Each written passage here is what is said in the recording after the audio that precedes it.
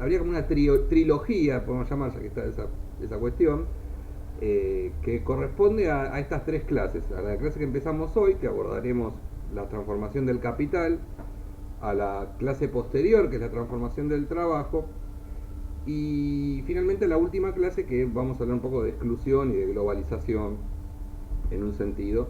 En realidad las tres clases podríamos plantearlas que está dentro del concepto de globalización, si queremos llamar, si bien el proceso de globalización es un proceso que podemos despuntarlo mucho más atrás en la historia, hablar de este proceso como un proceso de globalización en sentido estrecho plantearía como una modificación respecto a los sistemas de dominación de otrora que hemos visto, como el colonialismo y el imperialismo.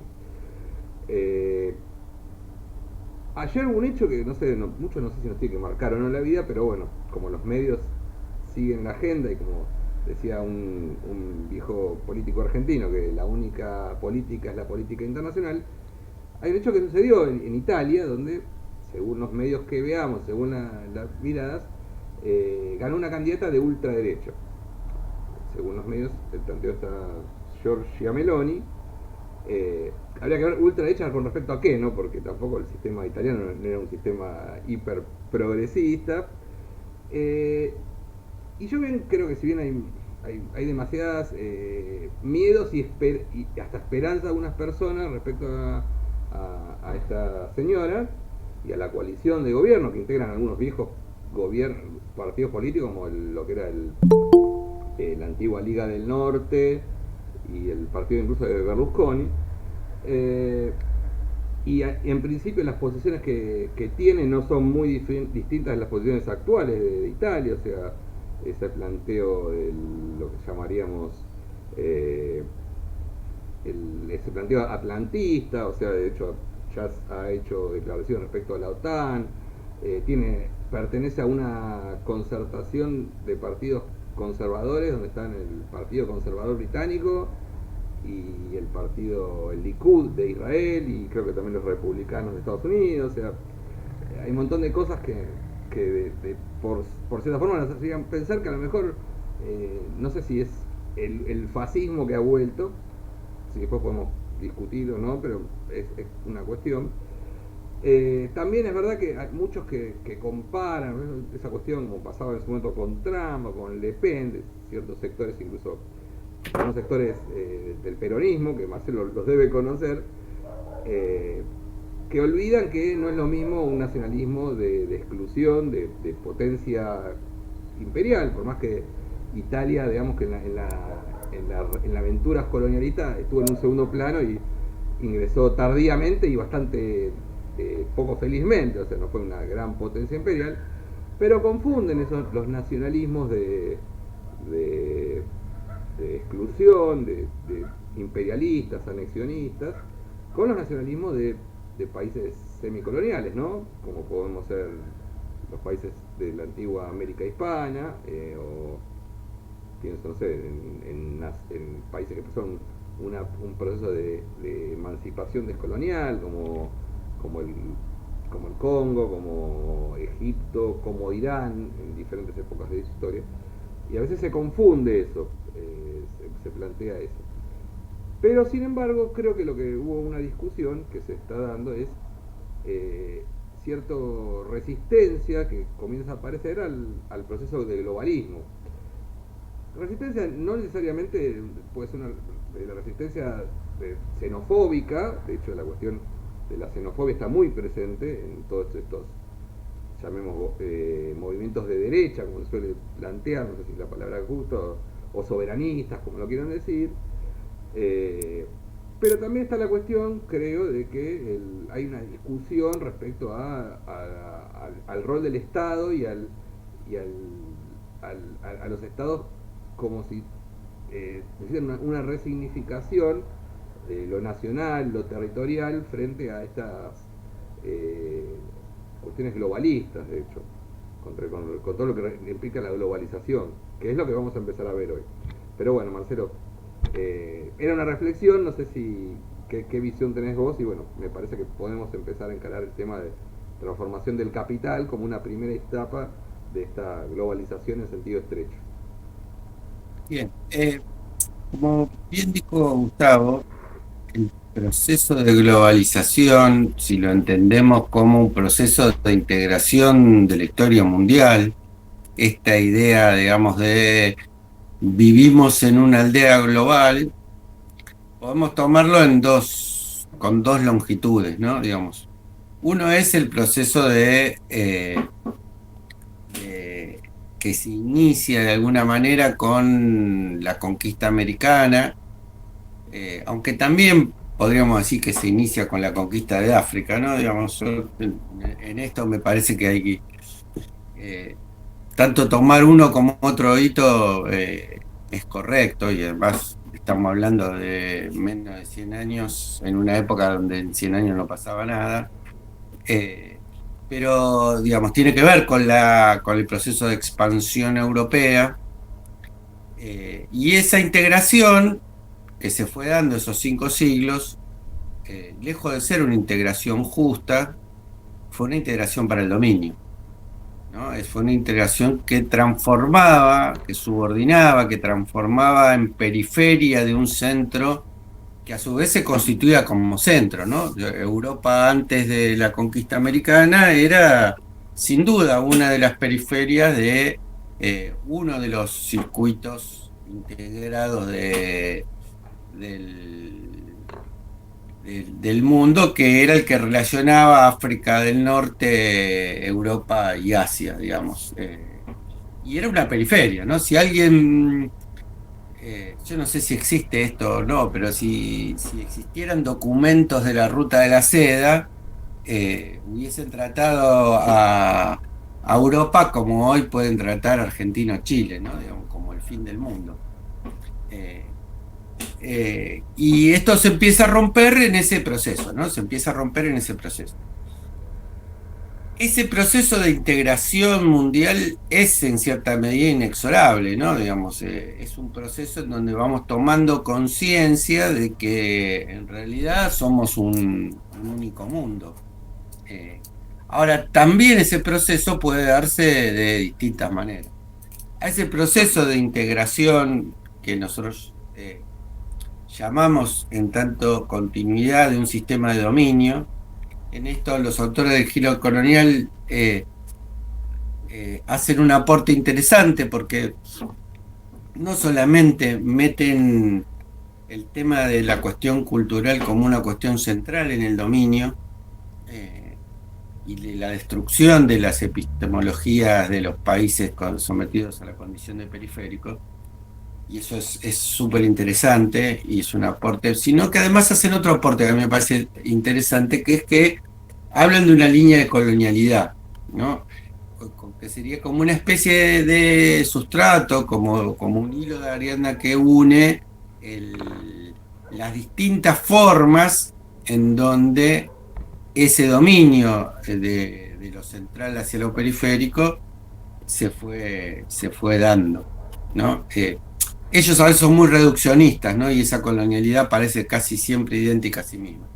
Y siempre cruzada solamente por el racismo. Yo creo que ese es uno de los grandes límites de los autores del giro descolonial. Pero en todo caso está bueno pensarlo desde nuestra concepción, que existen distintos sistemas de dominación, pensando que hay una continuidad de alguna, hay algo que une a todos esos sistemas y que lo podemos llamar colonialidad. Eh, Pero claramente hemos visto que el primer sistema de dominación era el colonialismo, el segundo sistema de dominación es el imperialismo, y la discusión sería ahora si existe un tercer sistema de dominación, una nueva forma de ejercer el dominio, a la cual llamamos globalización o proceso globalizante o globalismo. Nosotros creemos firmemente que sí, que hay nuevas condiciones, y algunas de estas disputas que traía Gustavo Colación son parte de esa nueva forma, ¿no? Digamos, son luchas propias de esta etapa histórica, en donde la globalización es el centro de la disputa, ¿no? Digamos, la globalización es el centro de la disputa para Trump, para esta señora que ganó en Italia y para nosotros también. Lo cual no nos hace tener los mismos intereses que Trump, que la señora que ganó en Italia, ni mucho menos, ¿no? Eh, yo lo escuché a un político que cree que tiene el monopolio del peronismo y el peronómetro también, plantear que en realidad Trump era un compañero porque tenía los mismos enemigos que tenemos nosotros. Nosotros tenemos los mismos enemigos que tiene Trump en una cosa y a Trump también, digamos. Y al nacionalismo chauvinista, conservador, reaccionario, imperialista, que expresa Trump, porque Trump expresa eso. Por eso es la importancia de configurar, aunque sea animándose a errar. Decía el maestro de Simón Bolívar, Simón Rodríguez, en América o inventamos o erramos. O sea que si no inventamos, el error ya lo tenemos de antemano. Y crear nuestras propias categorías, ¿no? Ahí me preguntan quién es el que tiene el peronómetro, me refiero al compañero Moreno, digamos que se cree que es el dueño de quién es peronista y quién no es peronista. Pero digo, sacando esa cuestión, me parece que hay una cosa muy, muy clara, y lo puedo decir porque lo discutí con él, digamos. Pero vuelvo, esta cuestión de la globalización cada vez más aparece realmente en el centro de escena como un centro de disputas, ¿no? E incluso aparece en los países centrales, ¿no? Porque si uno dice, aparece en los países periféricos esta disputa de la globalización y una resistencia a la implementación de modelos que tributan la globalización, como el neoliberalismo, y entonces uno le aparece como una cosa más lógica. Lo que pasa es que la globalización es una forma de dominio que también afecta a los países centrales, porque ahí dejan de ser protagonistas solamente los estados nacionales imperialistas, y de alguna manera Trump o esta señora son una nostalgia de eso, ¿no? Digamos, por eso son nacionalismos, Gustavo decía, excluyentes, son nacionalismos de países centrales, que siempre los nacionalismos de los países centrales son imperialistas, porque esa es su propia matriz, ¿no? De Estados Unidos, de Alemania, de Inglaterra o de donde sea. De alguna manera, más allá de que en sus formas sean distintas, en su contenido se conciben a sí mismos a partir de la subordinación del otro, ¿no? Y el otro, en el caso nuestro, somos nosotros, con lo cual cualquier defensa de lo nacional desde acá es sustancialmente distinta a las defensas de lo nacional desde allá. Y además de eso, tenemos que pero digo esto también porque cruza y de alguna manera enquilomba esta idea de analizar a los procesos políticos exteriores desde su propia lógica. Ya no digo de las categorías, para poner un ejemplo concreto del tema de las categorías, ¿no? Digamos, muchos reivindican la categoría de populismo de Laclau, ¿no? Y si bien tiene algunas cosas interesantes en sus definiciones, Laclau es un tipo que piensa más desde Europa que la Argentina, ¿no? Un tipo que se fue en 1969 a vivir en Inglaterra y escribe su libro más conocido en 2004, 2005, por ahí, La razón populista, y él plantea que dentro de esa misma categoría caben todos, ¿no? Cabría esta señora, cabría Trump, cabría Perón, cabría Idi Amin, cualquiera que plantea la cuestión de lo popular entraría dentro de esa categoría, porque él dice, el problema es, no nos vamos a meter a definir particularmente la clase, salvo que les interese, pero digamos, él dice, el pueblo es una cadena de equivalencias en realidad, en donde se sintetizan todas las reivindicaciones. Y si las reivindicaciones se corren para la derecha, entonces esa cadena de equivalencia va a ser ese significante vacío que otorga sentido a todos los significantes, va a ser de derecha. Para mí, una categoría que engloba algo tan distinto no sirve para nada, ¿no? Digamos, entonces nosotros tenemos que pensar desde nuestros propios zapatos y construir nuestras propias categorías para pensar. Pero también entender que no se puede pensar, digo, esto mismo hace en algunas cosas el progresismo. O sea, ¿cómo lee esa frase del general que tiraba Gustavo de que la verdadera política es la política internacional, cierto progresismo de nuestro país y de Latinoamérica también? Lo lee en términos de nosotros tenemos que ser parte de las opciones políticas y estar informado y repudiar las opciones políticas de otras latitudes. Entonces, ser progresista es cuando hay una disputa entre demócratas y republicanos.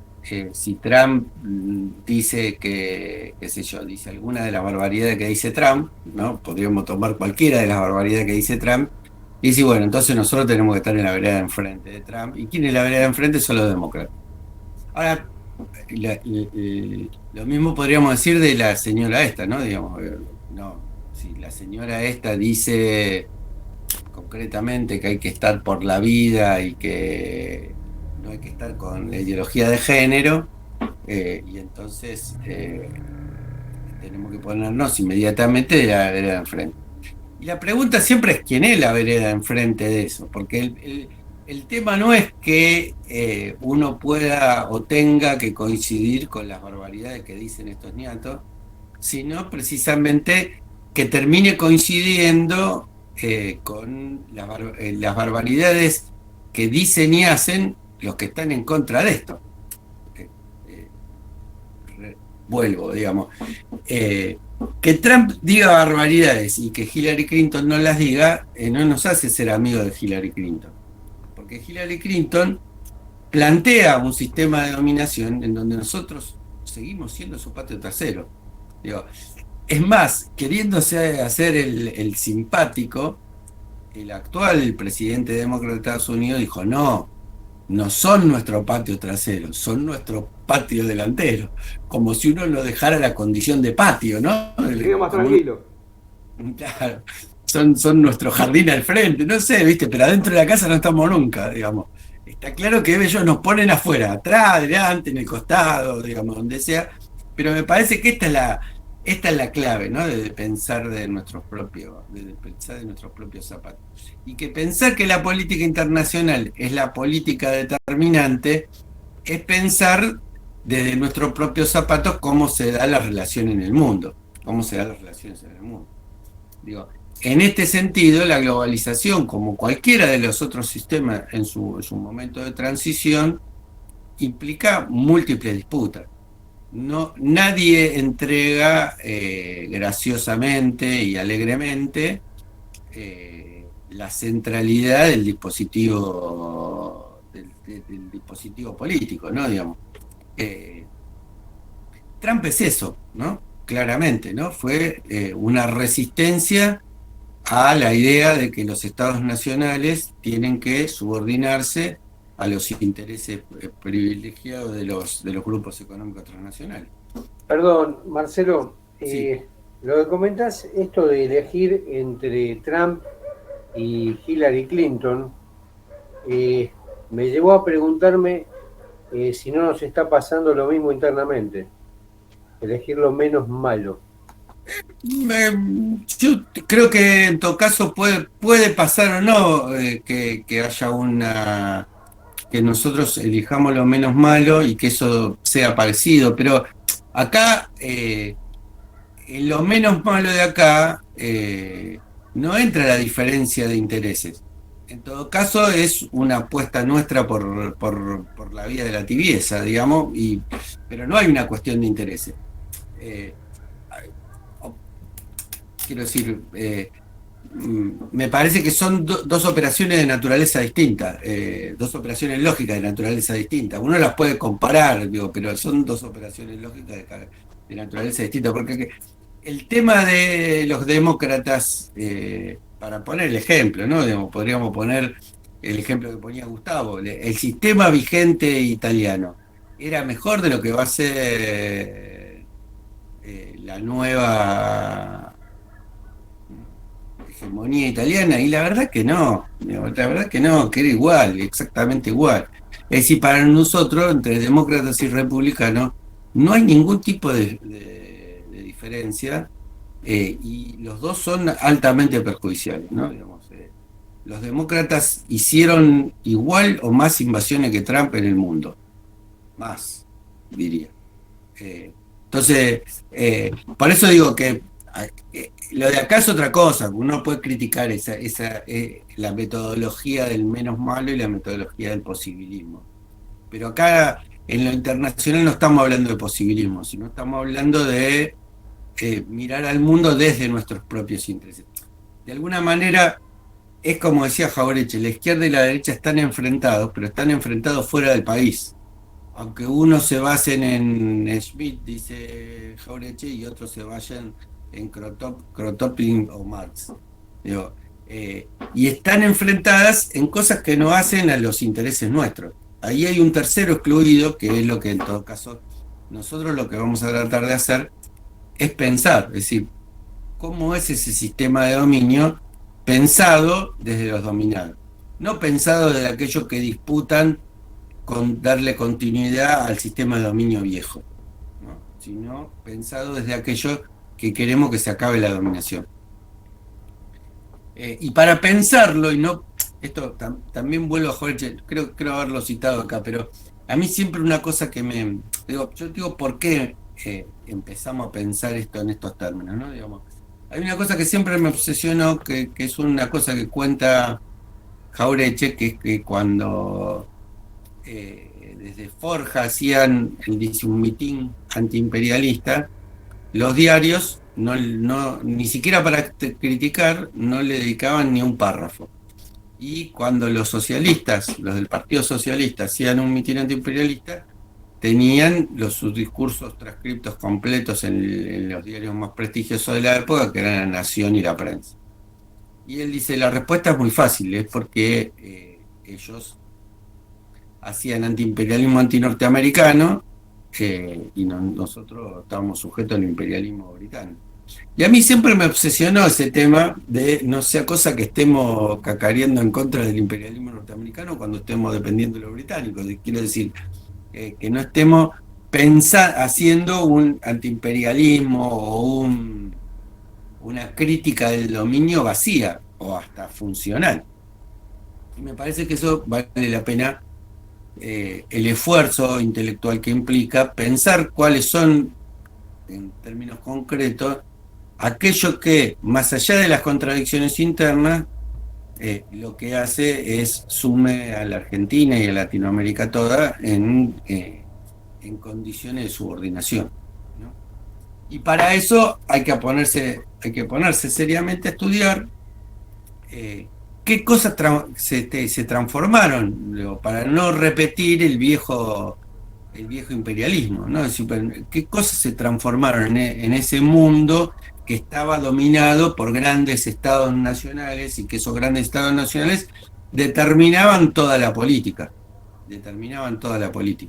Si esto fuera así, si esto no hubiera cambiado, uno no entiende la pelea de hoy, ¿no? Por eso ponía como ejemplos de eso, de la pelea actual. De la pelea interna de ellos, uno no lo entiende si no entiende que algo ha cambiado en ese sistema.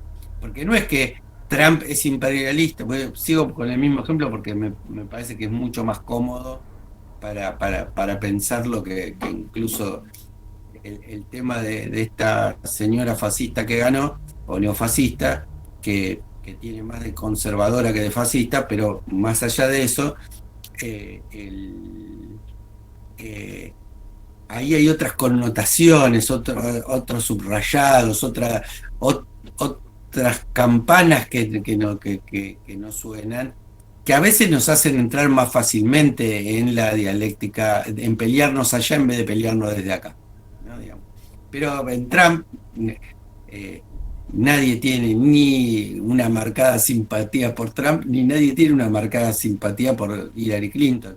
Aunque yo me acuerdo grandes editoriales de periodistas que son muy prestigiosos, hablando de lo bueno que sería que los demócratas ganen. Y esto cada vez que pasa el enfrentamiento entre demócratas y republicanos, sucede de la misma manera, ¿no? Digo, periodistas progresistas, estoy diciendo. Entonces, esa... la Hillary es menos imperialista que Trump, no. Lo que pasa es que responde a una nueva forma de dominio. Hillary quiere poner al Estado Nacional del país central como funcional a los intereses del poder real, que son los grupos económicos transnacionales. ¿Y Trump qué quiere? Trump es un tipo que defiende a los trabajadores, no, defiende un Estado imperialista y defiende los intereses de Estados Unidos por sobre los intereses de las corporaciones transnacionales. Ahora, y nosotros, y ahí es donde hay que, ¿qué pasó? ¿Cómo lo vemos? ¿No? Porque a veces yo me he cansado de ver funcionarios de los gobiernos nacionales y populares festejando la inversión directa extranjera, ¿no? Que lleguen las transnacionales, o criticando al macrismo porque había prometido inversiones, pero esas inversiones no llegaron, ¿no? Entonces, ¿está bueno eso? ¿Es malo? ¿Con qué categoría lo analizamos? ¿Desde dónde nos paramos para analizar que hubo una transformación que hace sustancialmente distinto a la inversión directa extranjera, que hace sustancialmente distinto a la injerencia o no injerencia de los países o de los estados nacionales centrales? Y ahí tenemos que ver un par de transformaciones que se dieron que a nosotros nos hace pensar que hay un nuevo sistema de dominación o está en un proceso de transición. Podríamos compararlo con el siglo XIX del imperialismo, que ya estaban dadas gran parte de las condiciones, pero que se iba conformando en diversas disputas cómo se iba dando esa conformación final de lo que llamamos imperialismo. Y esas transformaciones son sustancialmente una transformación en el capital, una transformación en el trabajo, ¿no? Y viene mucho más lenta, muchísimo más lenta, y hay que ver si se da o no se da, una transformación en el poder, ¿no? En la institucionalidad, porque el Estado Nacional fue la institucionalidad en la cual se dio la disputa propia del imperialismo, porque no fue el Estado Nacional el lugar en donde se dio la disputa propia del colonialismo, porque el colonialismo negaba la condición de Estado Nacional a los territorios periféricos y a los pueblos periféricos. Entonces no era desde los dos lugares Estado Nacional. Ahora, claramente en la época del imperialismo, la resistencia también se hacía de los estados nacionales respecto de los estados imperialistas. ¿Esto hoy es así? ¿No es así? Digo, ¿sigue siendo o no este Estado Nacional, como decía Gustavo antes, el lugar desde donde se resiste a la globalización? Incluso podríamos agregar en este caso hasta desde los propios países centrales. Entonces vamos a meternos un poco en las transformaciones que se dieron en relación a la cuestión del capital, ¿no? El capital, para entender la naturaleza del capital, que no es otra cosa que la acumulación de riqueza, hay que entender cómo hay que retroceder en el tiempo y hay que entender cómo esa riqueza se acumula y fundamentalmente se representa. en Europa, esa representación del valor de las cosas se fue dando a medida en que fue superándose los límites que tenía el trueque, se fue dando a través de la lógica de la moneda. Y en particular, esa lógica de la moneda como representación estaba muy vinculada en su comienzo con dos minerales muy escasos y prácticamente de nula existencia en la propia Europa, como el oro y la plata. No siempre esto fue así, que la representación del valor eran esos minerales particulares que nosotros asociamos casi de modo directo. De hecho, en la Argentina, cuando queremos hablar del dinero, hablamos de plata, ¿no? Digamos, apelo a su formación de historiadores. ¿Qué ejemplo vamos a tener de elementos, cosas que eran representación del valor antes de esos minerales?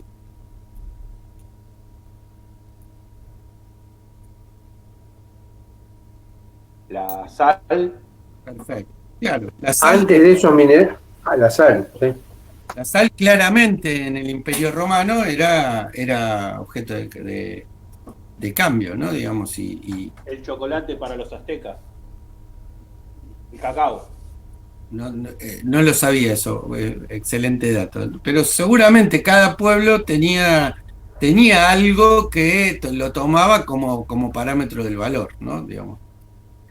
Los granos de los cereales ¿Para qué pueblo es eso? y en la antigüedad. No sé si los granos de los cereales, por lo menos yo no conozco en algún pueblo concreto que hayan sido los granos valores de intercambio. Pero nada, digamos, Las especias, era algo. En Europa, bueno, hablabas de la seda hoy, de la ruta de la seda también. sí, igual no estamos hablando de algo valioso, ¿eh? Lo valioso es otro concepto. Acá estamos hablando de algo que servía para a ver cómo lo digo, para utilizar simbólicamente en el intercambio de cosas, ¿no? Con un paquete de granos yo no me compraba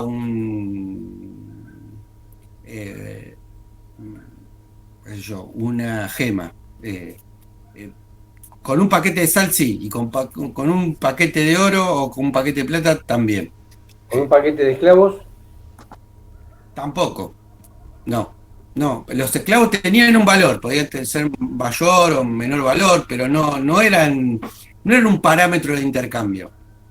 ¿Se entiende? Hubo a lo largo del tiempo determinadas cosas que tuvieron el valor simbólico del intercambio, que se medían las cosas el valor de cambio en ese parámetro, en esa medida, ¿no? La sal sí lo fue, claramente, ¿no? Digamos, no sé. La sal la utilizaban para conservar los alimentos, ¿no? Sí, esa era parte de sus funciones, pero yo lo estoy tomando en la sal. Con la sal se pagaba las cosas que se hacían, ¿no? ¿Se entiende? De ahí viene la famosa superstición de no pasar la sal de mano en mano, porque si vos, como era un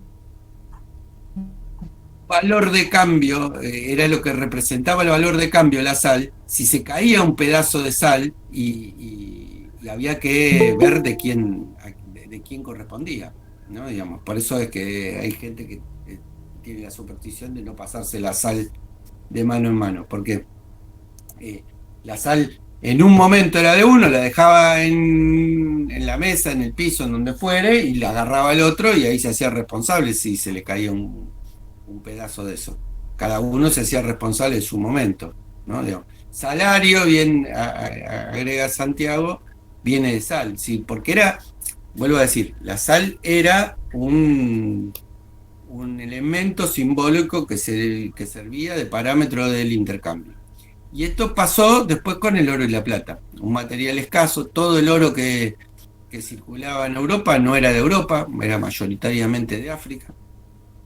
Y entonces, como mineral escaso, como lugar, porque uno no puede poner, por eso yo descarto el tema del grano y no descarto el tema del cacao, que desconozco, ¿no? Digamos, si era utilizado sí o no.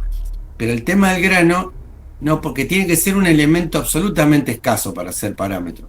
Porque si es un elemento abundante, aunque sea caro, generalmente lo caro no necesariamente es abundante, pero no puede ser utilizado como parámetro. Pero el oro y la plata fueron, en el origen del capitalismo, el parámetro del no del valor de uso, sino del valor de cambio, ¿no? ¿Se entiende? Entonces, ese valor de cambio acompañó el desarrollo del capitalismo. Y entonces hubo países que planteaban que las naciones eran ricas o no eran ricas de acuerdo a la acumulación de oro que esas naciones tenían, como el caso de la lógica mercantilista, ¿no? Digamos. Ese desarrollo va generando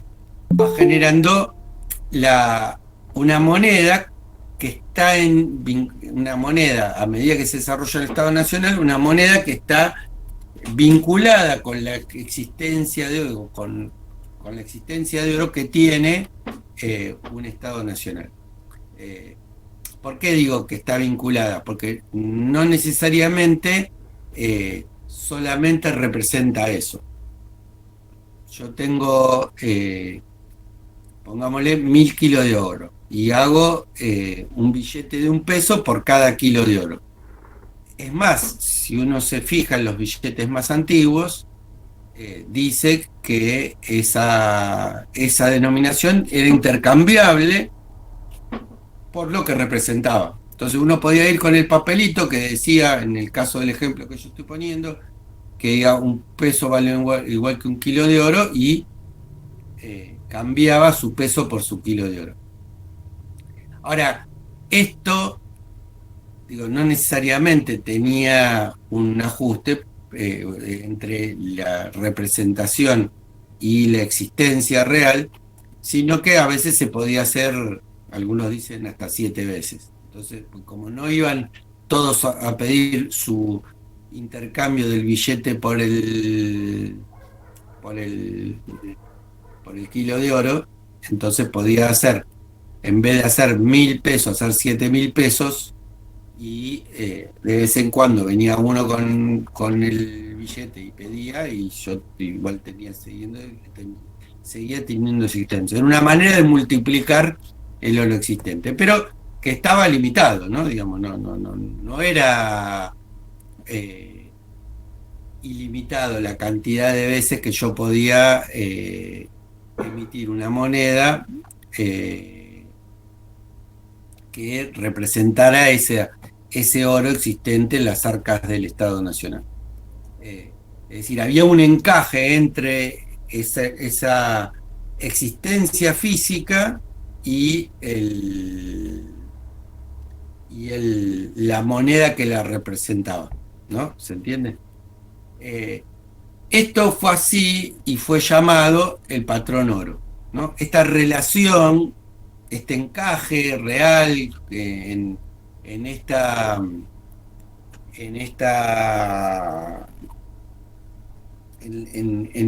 minerales escasos como el oro y la plata, se la llamó el patrón oro.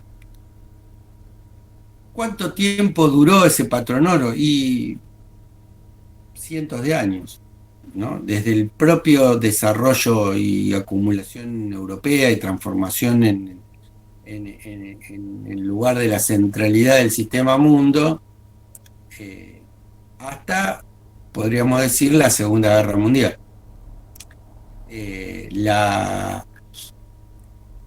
Ese periodo generalmente, o la última parte de ese periodo, se lo conoce como la paz británica. Sin duda que Inglaterra, siendo el país que más oro se había apropiado, y que más valor tenía en relación a su moneda, era, digamos, la garantía de ese valor del oro estaba hecha por la flota británica.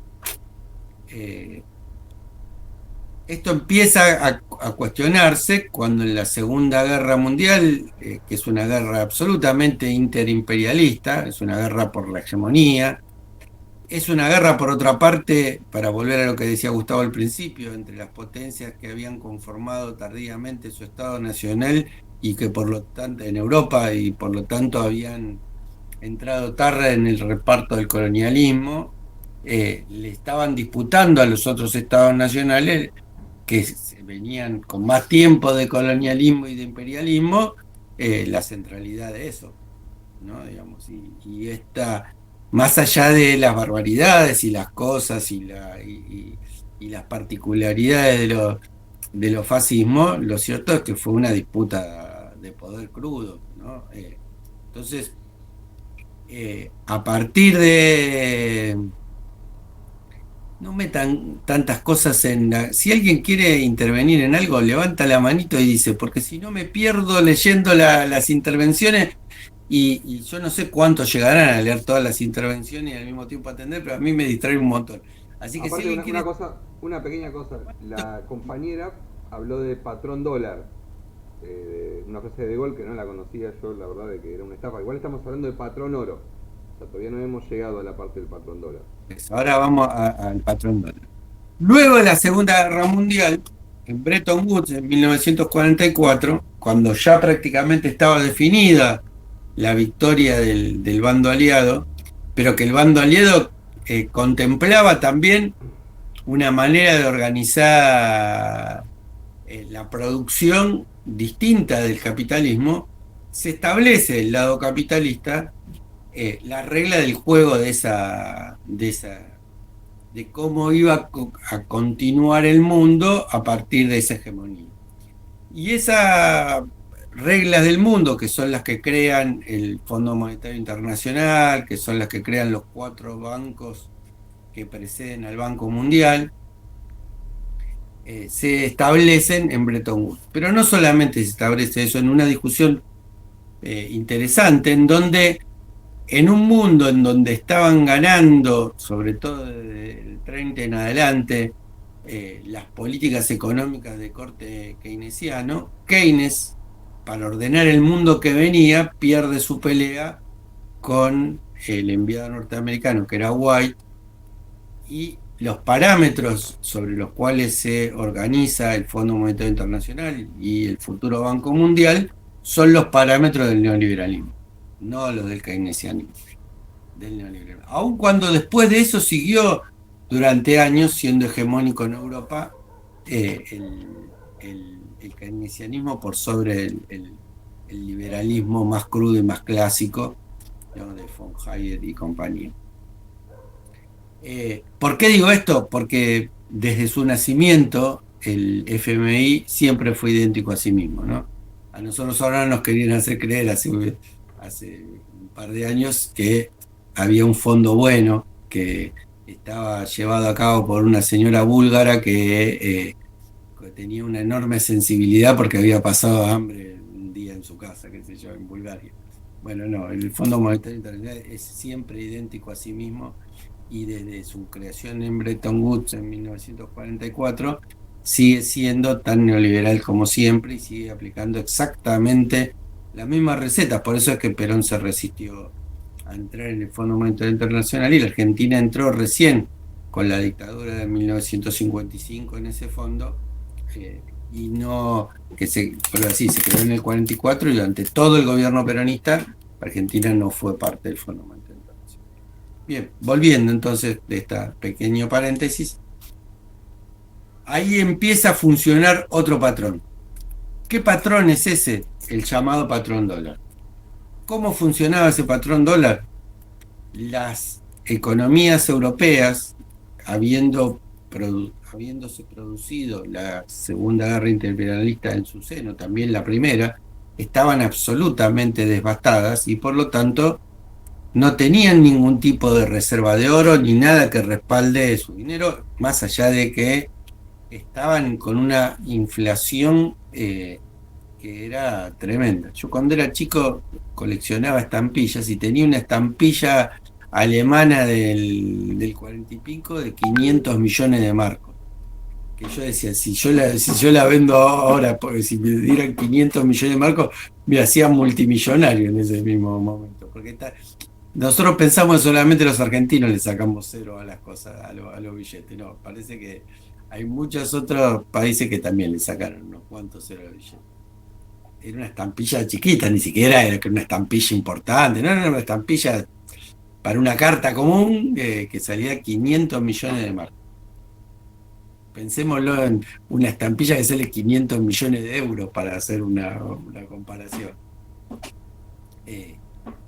Estaría interesante vender esa estampilla, ¿no, Francisco? Sí.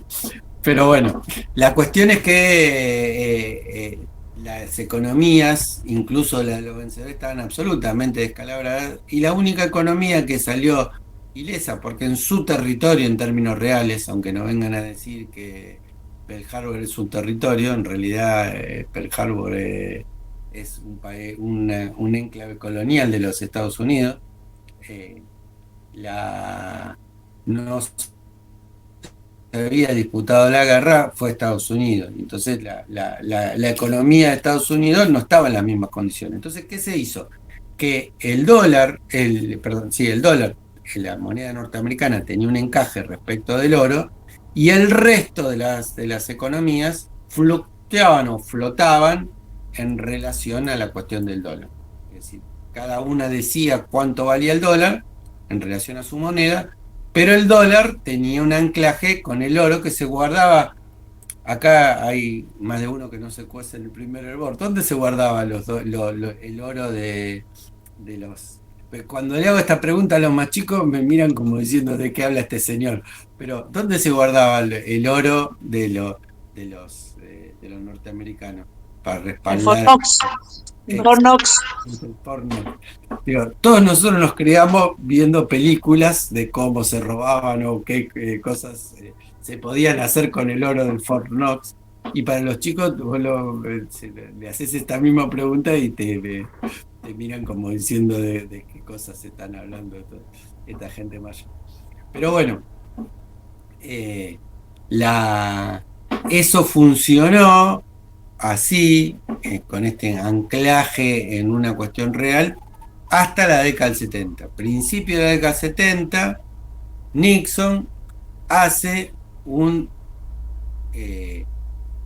desenganche absolutamente unilateral e inconsulto, producto en gran medida de la guerra de Vietnam, pero también de otros factores, del dólar respecto de cualquier cuestión material. Entonces hoy, ¿qué vale el dólar? Y vale lo que los demás dicen que vale, ¿no? El dólar no vale en relación a un bien físico. Alberto, ¿vos querés decir algo? Dale.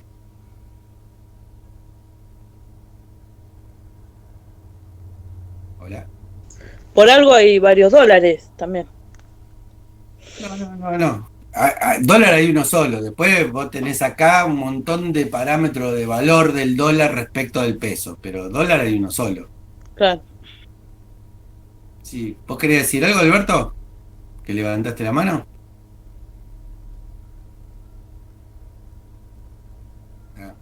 No podés decirlo, así lo escuché. No tenés el micrófono. ¿Alguno que lea lo de Alberto? Me parece que lo que quiere decir Alberto es que De Gaulle hizo la política aprovechando la convertibilidad del dólar por oro, llevó los dólares y retiraba el oro de Estados Unidos. Eso me parece, ¿no, Alberto? Lo que dice Alberto es: Francia en el 65 retiró con 2 barcos 15.000 millones de oro, llevó los dólares, bueno, y después pone que sí, escribí, no tengo micrófono, bueno, eso. Bien, bueno, porque ese era el sistema, digamos, vos le llevabas los dólares y los podías cambiar por oro. De Gaulle era un tipo que trataba de tener una resistencia más o menos digna a la subordinación del conjunto de Europa respecto a Estados Unidos, y entonces dijo, este es el sistema, bueno, dame a mí el oro. No cambió el sistema con eso, ¿no? Digamos, está claro, De Gaulle, Francia siguió siendo subordinada, aunque tenía a instancia, sobre todo De Gaulle, que era un tipo de derecha, digamos, una especie de nacionalismo de disputa con el nacionalismo norteamericano, ¿no? Tengamos en cuenta que el nacionalismo francés, incluido De Gaulle, aunque en esto también De Gaulle tuvo una posición un poquito más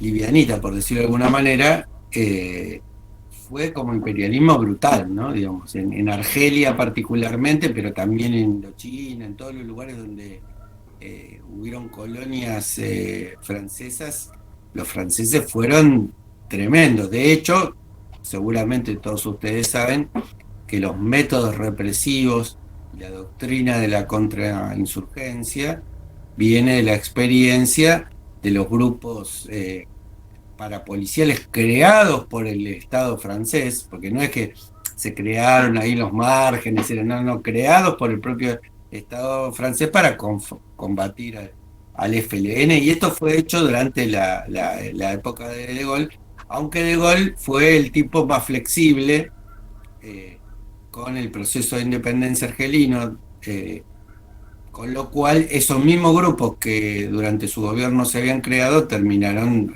odiándolo a De Gaulle. Pero la OAS, Organización Armada Secreta, creo el nombre, que de hecho atentó contra la vida de Gaulle, y creo que fue un par fueron condenados incluso a muerte. Y algunos, como siempre nosotros nos traemos lo mejor de cada casa, algunos de la OAS, como está muy bien explicado en la película La Escuela Francesa de Marielle Monique Rubin, terminaron entrenando a nuestros militares argentinos ya alrededor de la década del 60. Sí, igual ella lo explica bien, yo no vi la película, pero sí leí el libro. Ella lo explica bien, que el proceso de formación de nuestros militares en lo que se llamó la Escuela Francesa o la Escuela de la Doctrina de la Contrainsurgencia fue hecho antes, ¿no? De hecho, el que empezó con esto fue Frondizi, ¿no? Algunos que cada tanto lo reivindican, que estadista, Frondizi, bueno, el que empezó a preparar el aparato represivo mucho antes que existiera cualquier tipo de organización guerrillera o de lucha armada en la Argentina, fue Frondizi, y en particular un general que se llamaba Rosas, que son los que trajeron a los primeros combatientes franceses en contra de la independencia argelina, que dieron clases en la escuela de defensa, en la escuela de guerra, etc. Sí, Francisco. Esta mención a De Gaulle, esta comparación, ¿no? Con los americanos del momento, ¿no es similar a lo que hablábamos antes de Trump y Hillary Clinton? ¿No estamos metiéndolos en lo mismo? Sí, nos estamos metiendo en lo mismo. Por eso también digo, De Gaulle no es que era bueno, digamos, ¿no? Pero en este caso sí me parece que está buena la comparación, ¿no? Digamos, decir, no, De Gaulle fue no aceptaba la imposición de norteamericanos. Sí, qué sé yo, De Gaulle, mirá cómo atendía a los argentinos, digamos, es la misma. Bien, sigamos entonces. Entonces, ese desencaje del dólar con el oro hizo que el dólar no tuviera ninguna relación con un elemento físico. Y entonces, a ver, un segundo, Marcel, dejamos el último y después lo dejamos porque si no nos vamos a acordar. Néstor, ¿querías decir algo? No, quería decir que me parece desde una política nacional no está mal aprovechar esas divergencias, entre comillas, interimperialistas o inclusive como Hillary Clinton con Trump, o los demócratas con los republicanos. Por ejemplo, la política de Carter en el 77 con los derechos humanos sirvió para la Argentina. O sea, no está mal aprovecharla desde acá, digo, me parece. Sí, coincido. Lo que me parece es que a veces uno termina entrando en el juego de los otros, ¿no? También, en general terminás más entrando en el juego en el que porque en realidad cuando vos la aprovechás desde acá, vos sabés que Carter no era, no meaba agua bendita, digamos. Pero si a vos te servía, digo, lo mismo digo respecto de otros procesos. Yo no creo que los chinos no sean imperialistas, como dicen algunos. Yo creo que los chinos son tan imperialistas como los otros, pero a nosotros a veces, como decía Pedro, a nosotros nos aprieta el zapato derecho. Entonces, veamos por dónde, cómo, de acuerdo a nuestro interés, aprovechamos cualquier cosa. El problema es cuando vos te comes la curva, ¿no? Cuando vos crees que estás dando la lucha del bien contra el mal, apoyando vuelvo al ejemplo de siempre, a Hillary Clinton. ¿Por qué? Porque usa la bandera de la diversidad, por ejemplo. ¿No? Y uno puede tener, y vamos al caso de Gol, puede tener esa actitud digna frente a los yanquis, habla bien de Gol, digamos, del mismo tipo que después frente a los argelinos, entonces uno puede decir, bueno, qué grande de Gol. De hecho, cuando vino a la Argentina de Gol, los peronistas salieron a festejar y a plantearle que querían para la Argentina, en pleno gobierno de Frondizi, un gobernante como De Gaulle. No, Dilía fue durante el gobierno de Dilía. Sí, perdón, sí. Y plantearon eso. Y es porque realmente el peronismo se había transformado en eso, y no, bueno, porque querían aprovechar la volada y armar un quilombo, digamos, en relación a la visita de un personaje internacional que levantaba polvareda. Pero es siempre aprovechar desde los intereses propios, no cuando uno entra en la contradicción, ¿no?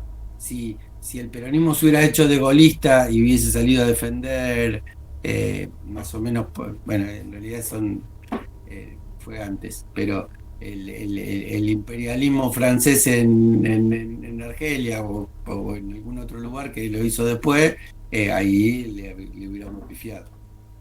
Pero siempre es válido aprovechar yo creo, va a sonar muy bilardista, pero yo creo que desde los intereses nacionales y populares es posible aprovechar cualquier contradicción, ¿no? Digamos, el problema es no comérsela, no creerse que esa es la contradicción principal. Bien. Vuelvo entonces sobre el tema del capital. El capital empieza a representar solamente, a ser representado por bytes de computadora. Se complejiza a través del uso de la derivada la especulación con el capital, porque el capital ya no representa nada, ¿no? Seguramente más de uno se acordará que en el 2000 nos metían terror con el tema de que si iba a haber un apagón informático, ¿no? Decían que iba a haber un apagón informático y que eso iba a ser una tragedia. Y uno se preguntaba, ¿por qué puede ser una tragedia que si me apaga una computadora, después la prendo y sigue andando? Y bueno, cuando gran parte del capital del mundo no son más que un bit de computadora o byte de computadora, entonces te aterra el tema de que se puedan apagar las computadoras, ¿no? Digamos, claramente empieza a darse una lógica del capital reproduciendo al capital que es muy notoria en la especulación financiera. En la creación de las derivadas o el uso de las derivadas que se le empezó a dar, ayudados por incluso el sistema de informático que se desarrolla cada vez más, hace que en realidad vos puedas ganar o perder plata en operaciones financieras que pueden o no ocurrir, ¿no? Yo puedo vender, el famoso mercado de futuros. Yo vendo la cosecha de Kuala Lumpur del año 2030 y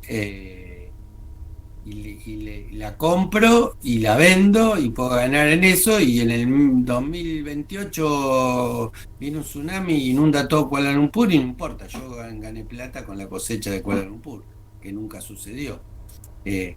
Porque además a eso se complejiza con el tema de los seguros, con el tema de vender esas derivadas implicaban operaciones sobre venta de futuros o venta de otras cosas, y todo se va complejizando de modo tal que es una timba enorme, gigantesca, una enorme burbuja que siempre está a punto de estallar, pero nadie se anima a pincharla porque el estallido nos mata a todos prácticamente, o nos dejaría en un descalabro económico que cagate de risa de la crisis del tren. Por eso fue que las crisis de nuestro siglo, el siglo XXI, no fueron más crisis de sobreproducción. Ustedes saben que el capitalismo cíclicamente ha tenido crisis de sobreproducción. Es más, un ruso llamado Kondyotyev calculó aproximadamente el ciclo de esas crisis de sobreproducción. Bueno, las crisis que se dieron a partir del siglo XXI, fundamentalmente la crisis del 2008, que se la llamaba de las hipotecas subprime, fue una crisis de financiarización, no de sobreproducción. Fue una crisis de una economía que está cruzada por esa lógica del capital que produce capital, sin pasar por el trabajo.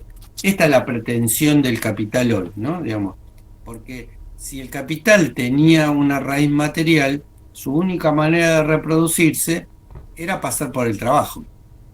Era invertirse, generar valor a partir del trabajo, realizar la plusvalía en el mercado y en todo caso era su manera de acumular. Hoy la pretensión del capital, y sobre todo el capital financiero, que es el capital de esa timba, es generar riquezas sin pasar por el trabajo. Por eso, ustedes saben cómo es el tema de las hipotecas subprime, ¿no?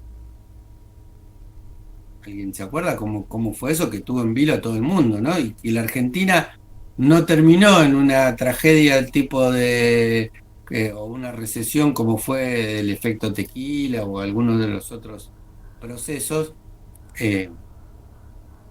Sí, efectivamente, se vendían hipotecas impagables, pero el problema no es ese, porque si solamente se venden hipotecas impagables, después devuelven la casa el tipo que le hizo la hipoteca y todo. Sino que, lo voy a tratar de simplificar así. Supongamos que yo vengo acá y les digo a todos, muchachos, ¿quieren una casa? Y seguramente todos me van a decir que sí. Y yo no veo si ustedes están en condiciones de pagar o no de pagar la casa. Y entonces me vengo con un paquete de 40, 50, 100 créditos que a ustedes les sirvieron para comprarse una casa. Yo esos créditos saco un seguro sobre esos créditos, porque digo, mira, capaz que no me pagan. Yo sé que la mayoría no me va a pagar, ni les pregunté, pero saco un seguro sobre eso. Y después vendo los créditos y el seguro a un tercero, que a su vez compra su seguro y lo vende. Entonces se va metiendo en una especie de dominó que el día en que uno de ustedes no puede pagar la cuota de la casa, empieza a caer el dominó para el otro lado. Y el dominó no es que terminaba ahí nomás, el dominó se llevó puesto a un montón de bancos. Entre ellos, si no recuerdo mal, al famoso Baring Brothers, ¿no? Digamos, el que nos dio la primera estafa de deuda externa en la Argentina, se lo llevó puesto una crisis de financiarización. Nada. Además, profesor, las propiedades terminaban valiendo mucho menos que el crédito que habían obtenido por ellas. Entonces ahí se producía un segundo desfasaje Totalmente, pero digamos, eso era un problema para las personas físicas, porque el problema más grave nunca fue para las personas físicas, era para los bancos. Pero para una persona que vos tengas, fue como la estafa de los créditos UBA, ¿no? Digamos, que vos seguís pagando y debés cada vez más.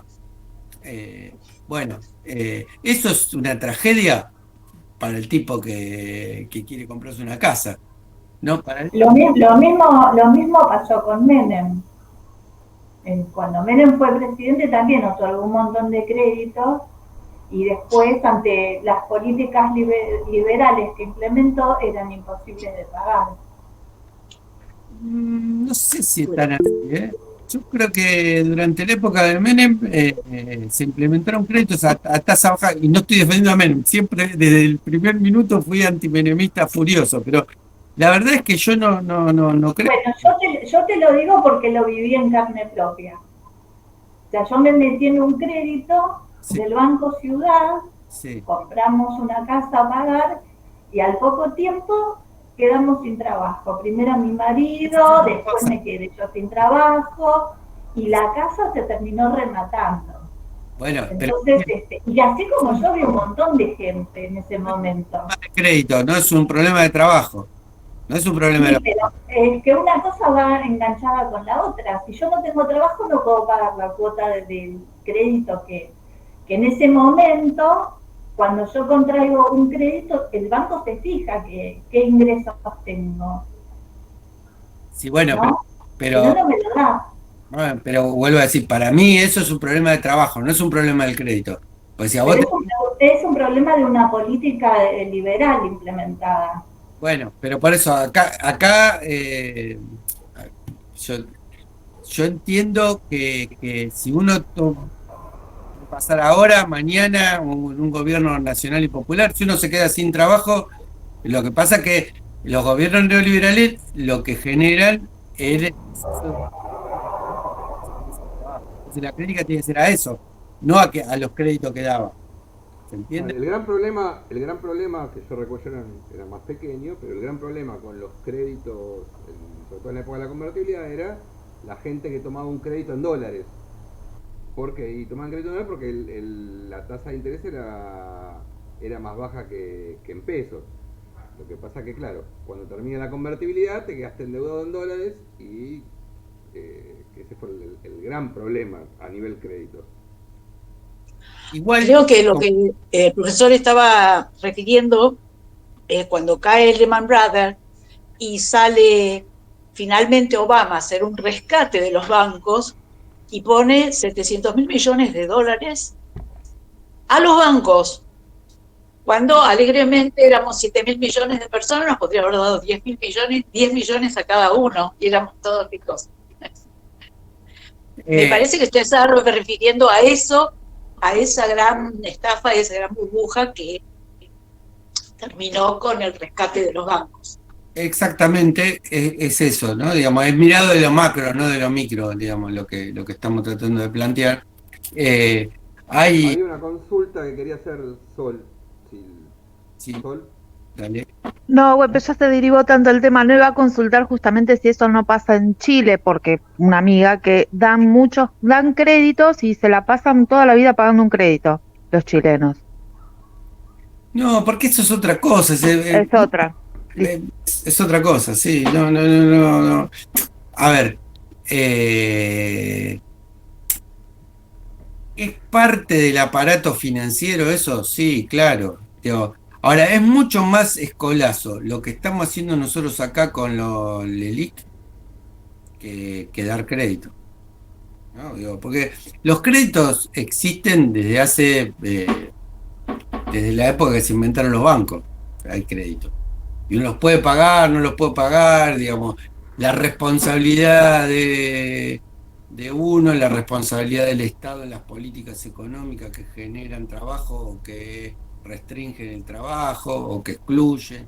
Eso es otra discusión, pero digamos, acá lo que estamos hablando es de especulación financiera. Acá lo que estamos hablando es de un capital que no es que se presta y se devuelve a una tasa razonable. De hecho, hoy, si uno mira la tasa es una tasa imposible para pedir plata en la actualidad. No sé cuánto estará la tasa ahora, pero digamos, es imposible hoy Creo que pedir. llega al 70. Yo me acuerdo de haber comprado mi casa sobre el final, creo que debe haber sido el último crédito de la época de la Rúa, a una tasa del 14%. Digo, y me pareció un montón, ¿no? Y los que en ese momento, los que sacaban la tasa, sacaban el crédito en dólares, esto que decía Gustavo, sacaban a la mitad, pagaban un tercio de lo que pagaba yo, por la misma guita, exactamente la misma guita, pagaban un tercio. Claro, después no pudieron dormir cuando de la Rúa se fue en helicóptero y estalló la convertibilidad, después no pudieron dormir durante meses. Pero como pasó en eso, como en muchas cosas, el Estado terminó haciéndose cargo de todo, ¿no? Terminó dentro igual terminaron pagando mucho más que lo que habíamos sacado tasa fija y en pesos, como fue mi caso. Fue la única vez que la política me ayudó a preparar algo económico. En general siempre me trajo desastre, digamos, pero en esa yo dije, esto se va todo a la mierda, yo voy a sacar tasa fija y en pesos y después dormí tranquilo. Después del 20 de diciembre podía dormir tranquilo, además de feliz porque el pueblo había dicho basta del neoliberalismo.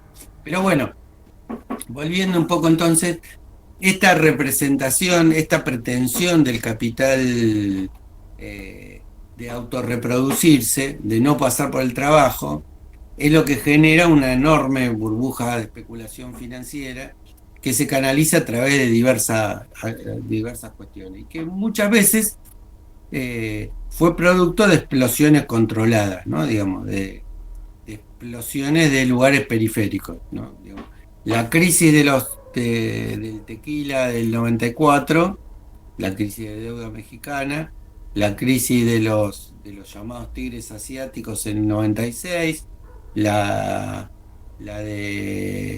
de Brasil, no me acuerdo bien qué fecha fue, la nuestra del 2001, que fueron destrucciones de los mercados llamados emergentes y fueron explosiones controladas de la burbuja.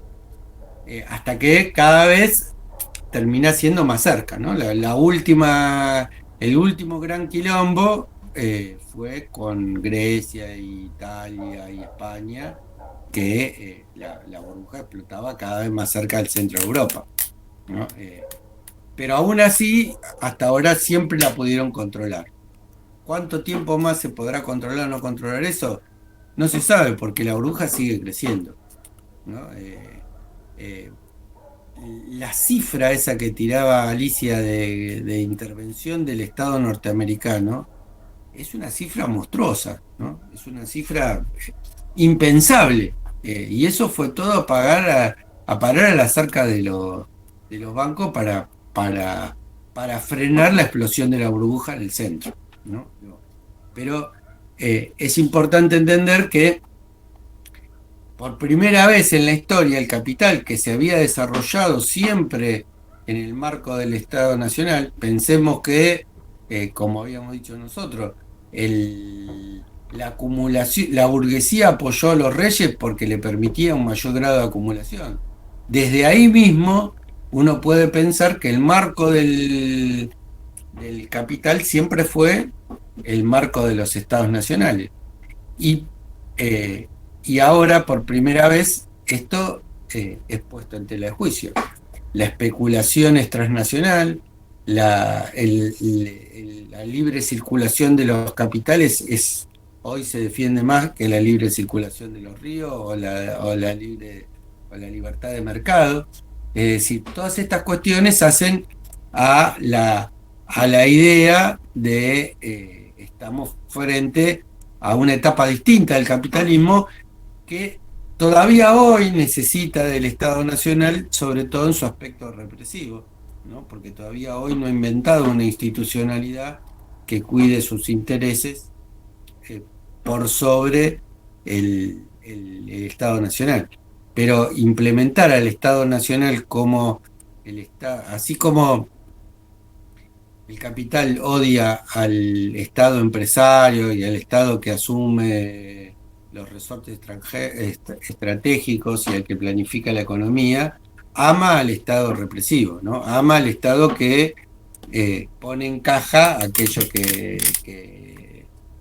que no hacen lo que el capital quiere. Digo, pero esto es parte de ese cuestionamiento. El capital quiere emanciparse centralmente de dos cosas, ¿no? Primero, del Estado Nacional como marco institucional y después de su principal antagonista, que es el trabajo, los trabajadores. Bueno, a mí me parece un ejemplo que siempre nos viene, pero que a veces como que vemos el árbol y no vemos el bosque, es la dictadura militar argentina, la dictadura cívico-militar, donde en realidad la represión, la cruel represión, los 30.000 compañeros detenidos desaparecidos que hay, las persecuciones y todo eso, en realidad no era el fin, era el medio para implantar insertar a un país que, como alguna vez dijo la expresidenta Isabel Martínez Perón, que vienen por las chimeneas del peronismo, convertir a un país dentro de ese esquema de globalización y de valorización financiera. Porque justamente ese estado represivo, en realidad detrás de eso vino todo lo que fue la apertura económica, la apertura de la ley de entidades financieras, la cuestión de dejar de pensar como que producir era un bien, era el objetivo, sino todo, bueno, como esa película que si no la vieron siempre la recomendamos, que es Plata Dulce, de 1982, que plantea que ya el negocio no es producir ni siquiera obtener una plusvalía. El negocio pasa por la liquidez, por la financiación, por ir a la timba financiera. Creo que fue también, eso es un muy buen ejemplo, que a veces no, esa parte no la vemos, que me parece que es un nudo gordiano.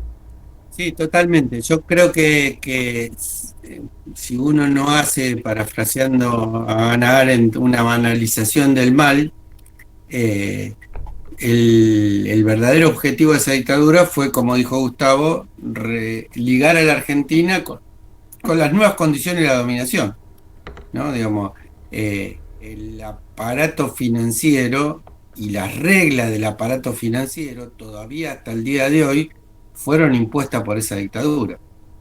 Todavía está vigente la ley financiera de la época de la dictadura. Pero en todo, ¿no? También en el vínculo de dependencia que implica la deuda, el enorme salto cuantitativo que se dio en la dictadura es parte de eso mismo, ¿no? Digamos, la deuda externa, todos sabemos, es un lazo de dominio, es una cadena de dominio, y la dictadura la llevó, y se mide siempre en relación al PBI. La dictadura la llevó de 6.000, 7.000 a 43.000 millones de dólares, con lo cual significó un salto enorme en términos porcentuales en relación al PBI de la Argentina de aquel entonces, ¿no? Digamos. Es decir, claramente el objetivo último de los mandantes de la dictadura, ¿no? De los que estaban por encima de los Videla, de los que realmente de esa oligarquía, fue una reconversión de la Argentina en términos de ese modelo que Basualdo llama de acumulación financiera, ¿no? Y que en realidad lo podemos llamar, con una perspectiva más amplia, fue el ingreso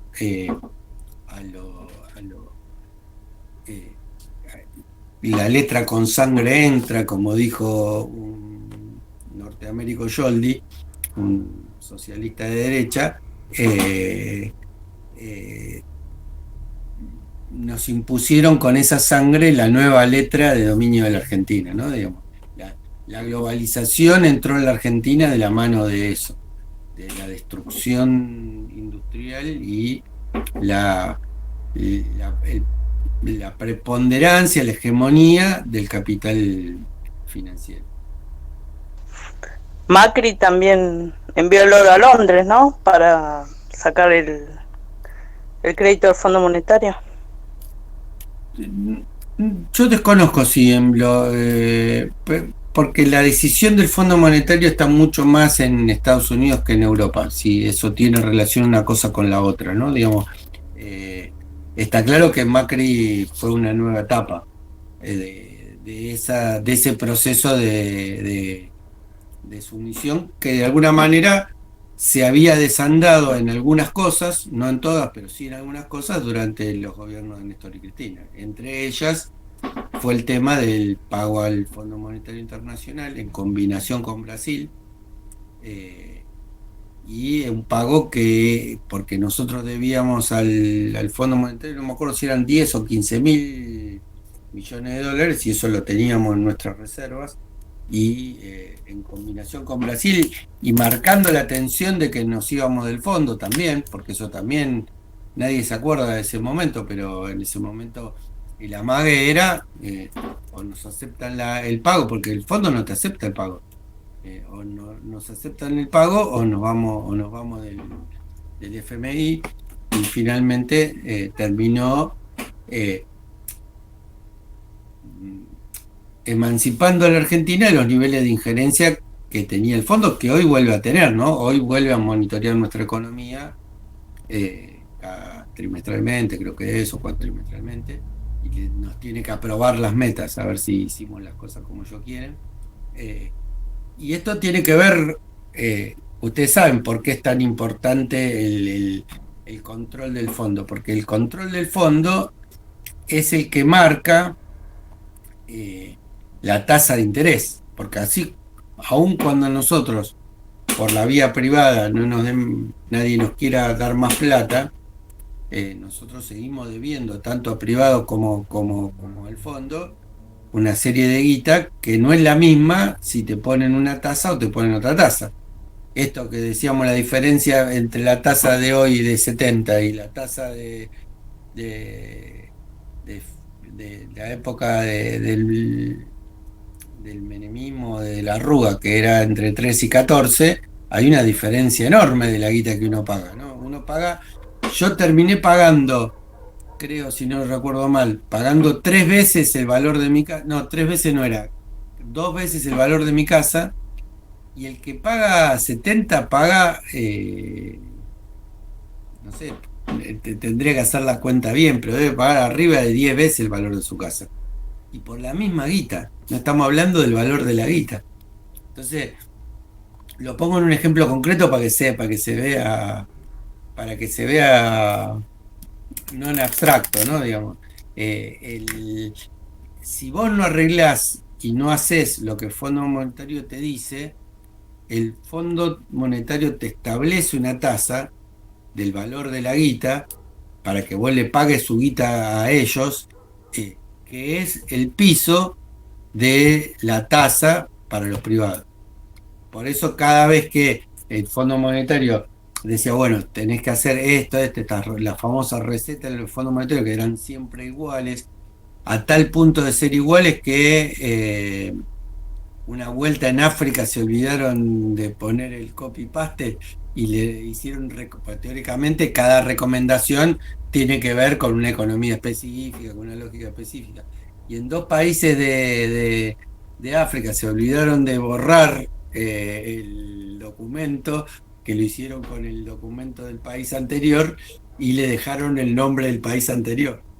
Hasta esa barbaridad de desprolijidad hicieron del fondo, pero en realidad, aun cuando lo hagan prolijo, siempre es idéntico a sí mismo y siempre lo que plantea es la receta ortodoxa liberal, ¿no? El tema de no emisión, el tema de no tener déficit, el tema de hacer ajuste en las políticas en general, no necesariamente en las políticas sociales, no necesariamente, subrayo esto, ¿no? Porque hay algunos que creen que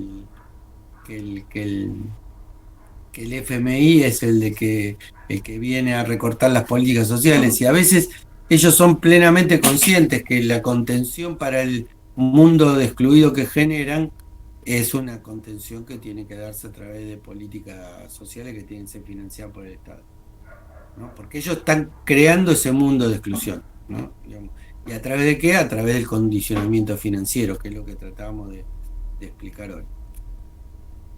Bueno, un ejemplo de eso es en la época del menemismo, la Ley Federal de Educación, que entre otras cosas fue una receta del Banco Mundial y que planteó trasladarle a las provincias el gasto de salud y el gasto de educación. Igual el Banco Mundial en esto actúa como el policía bueno. Vieron que en las películas está el policía bueno que dice, no te haga cagar a piña, no, ¿para qué te vas a hacer pegar así? Denuncia a tus compañeros, así te va a aliviar. Y el policía malo es el que te pega las piñas. El FMI siempre actúa de policía malo y el Banco Mundial de policía bueno. ¿Cómo actúa de policía bueno? Es el que te financia las cosas para que vos hagas lo que ellos quieren que hagas, ¿no? Entonces te dicen, mira, a mí me parece que vos lo que tenés que hacer es hacer este tipo de políticas sociales focalizadas, porque esa cosa de eso de darle derechos a todos y eso es del populismo de otra época. Vos tenés que poner un bombero donde hay un incendio y nada más. Y te dan créditos para eso, que después aumentan tu deuda y que después te condicionan la macro, pero funciona así, digamos, es como el policía bueno. Por eso era tan ingenuo pensar que un tipo como Guzmán, que era un tipo del Banco Mundial, ¿no?, iba a hacer algo en contra o iba a hacer algo que no fuera del agrado del Fondo Monetario Internacional, ¿no? Pues son dos caras de la misma moneda. Bueno. Sí, también estoy pensando que aún si bien nosotros hablamos de los grupos económicos transnacionales, aún en el FMI y en el Banco Mundial, todavía está la presencia de los estados y los intereses de los estados. Hay un ejemplo en un libro creo que fue el secretario de Política Económica de Surruil, que se llama Juan Carlos Torre, vive todavía, que escribió un libro que se llama Una temporada en el cuarto piso, algo así, que, bueno, es un libro, pero creo que lo citó Cristina alguna vez. Y él lo que plantea, una cosa que es muy interesante, Argentina en su momento iba a pedir un préstamo al Banco Mundial para modernizar incluso el polo creo que el polo petroquímico de Bahía Blanca, incluso abriendo el lugar para digamos, para el ingreso de capital privado. Cuando va a pedirle el préstamo al Banco Mundial, el Banco Mundial dice, bueno, sí, lo vamos a dar. Cuando van a buscarlo, le niegan. Dice, ¿por qué? No, porque Estados Unidos no necesita que la industria argentina de petroquímica no sea competitiva para no competir con nosotros. O sea, todavía está el interés de los Estados-nación, sobre todo de los estados centrales, ¿no?, en esas políticas económicas. Eso se ve muy claro, por eso yo marcaba la diferencia entre la ideología de ese capital, la ideología hegemónica, y el tema de los estados, ¿no? En el FMI, las decisiones tienen una mayoría medio rara. Las mayorías tienen que obtenerse con el 85%. Y el voto está dado por el capital que integran cada uno de los países. Entonces está claro que los países centrales tienen más poder que los países periféricos, que son los que ponen menos plata. Y Estados Unidos pone el 16%, con lo cual tiene voto suficiente para trabar cualquier cosa que sea de voto que requiera la mayoría especial, ¿no? Digamos. Perdón, la idea de la clase de hoy no era levantarnos el ánimo, ¿no? Bueno, cuando uno está bueno la introducción de Francisco, pero cuando uno analiza el sistema de dominación, el sistema de dominación parece invencible, pero es un gigante con piedra de barro, digamos, porque también es cierto que uno puede sublevarse ante eso, sublevarse ante el sistema. Cuando vos te podés analizar los imponentes, si vos decís, ¿cómo hago para pelear con este gigante?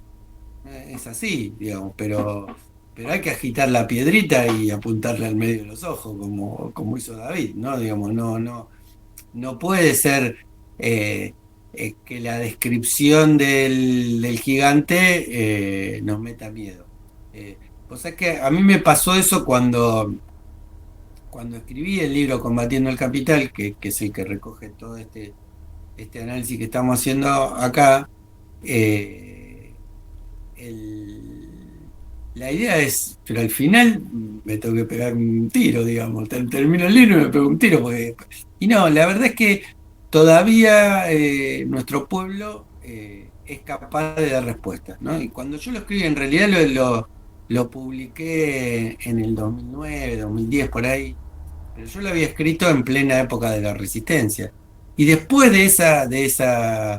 de analizar a ese sistema que aparecía como inexorable, destruyendo cualquier posibilidad de construir un movimiento popular desde que se apropie del Estado de la periferia, después de eso, a principios del siglo XXI, aparecieron los procesos de Chávez, de Néstor, de Lula, de Evo.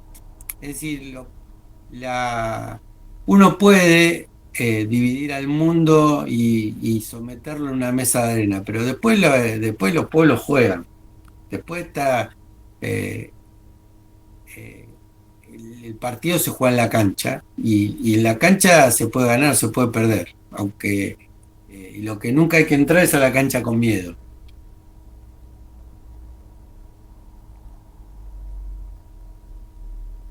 Y mucho menos con resignación. Pero bueno, en la que viene vamos a hablar del tema del trabajo y avanzar un poco más, y la última, la de la exclusión, porque me parece que gran parte de la discusión del para adelante tiene que ver con eso, con la cuestión del trabajo y con la cuestión de la exclusión, ¿no? Digo, porque ese es el núcleo del sistema. Bueno, nos quedamos con esa frase de Marcelo, como diría Antonio Gramsci, pesimismo de la razón, optimismo de la voluntad, más o menos. Así que bueno, si ya estamos por hoy, si no hay alguna consulta, damos por concluido este encuentro. Muchas gracias. Gracias, chao. Gracias, profesores. Gracias, muchas gracias. Buenas noches, gracias. Hasta el lunes. Hasta el lunes que viene.